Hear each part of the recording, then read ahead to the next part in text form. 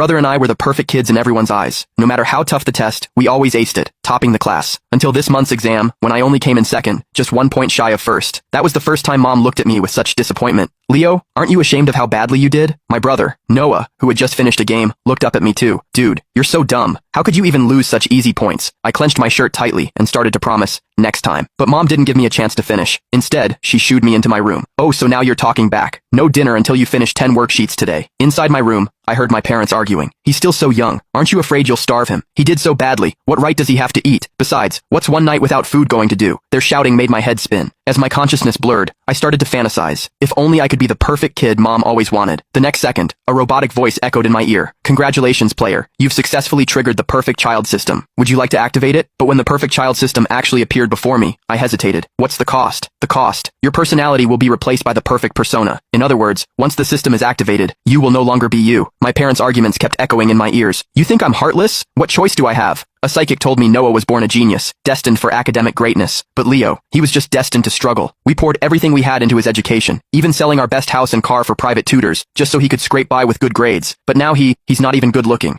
and his grades aren't outstanding. What if he can't find a partner when he's older? David, I'm worried. Mom's sorrowful cries mixed with Dad's angry voice, but I couldn't hear them anymore. No wonder our big mansion from childhood had shrunk into a cramped apartment. No wonder Dad came home later and later, constantly working overtime at the office. No wonder Mom, who used to be so vain, had more and more wrinkles on her beautiful face and more gray hairs. No wonder Noah's game consoles became fewer and fewer, and he often looked at me with regret. It was all because of me. I was the one hurting them. Even though there was only emptiness before me, I still nodded firmly into the air. I agree to activate the perfect child system. All right, deducting all assets from the player. I instinctively tried to interrupt. Wait, can I keep $500? The system's voice showed a hint of impatience. Bargaining is prohibited. I clenched my crumpled shirt and slowly spoke. Please, I beg you, tomorrow is my mom's birthday. For the last time, I want to give her a gift. After a long silence, the system replied, fine, it's almost New Year anyway, so I'll waive those $500. Also, your personality will disappear after tomorrow. Say your goodbyes to everyone you love as soon as possible. I nodded, understanding. After the system vanished, I heard knocking at my door, mixed with curses. What? You get mad just because I yell at you a bit? How old are you, still acting like a child? Fine, you won't open up, huh? I'm taking this stuff away, starve to death for all I care. Honestly, I must have owed you in a past life, but I still didn't dare open the door. I was afraid that if I saw Mom, I wouldn't be able to stop crying, wouldn't be able to beg the system to give up the activation. So, it wasn't until the TV sounds also disappeared that I dared to open the door. It was dark outside, and no one was there. On the dinner table was a steaming bowl of rice, piled high with all my favorite dishes. Next to it were my favorite fruits. I clamped my hand over my mouth, preventing my sobs from escaping. The next morning, I planned to wear my brand new school uniform to say goodbye to my friends. But when Mom saw the clothes I was wearing, her face instantly darkened.